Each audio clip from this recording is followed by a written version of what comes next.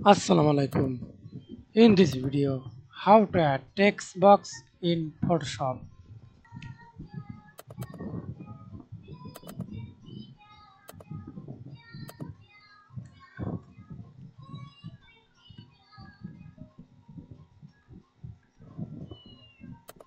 Now, see this text, add a text box, click down, create a new layer or down, then select text box. Now see this custom shape text box. Simply right click on your mouse, rectangle tool, use fill color or stroke color. I use fill color. Then click and drag it.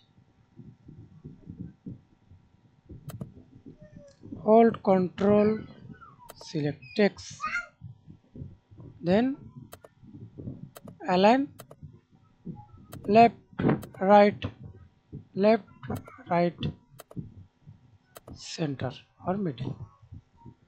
Thanks for watching video. Please subscribe to my channel, like, comment, share.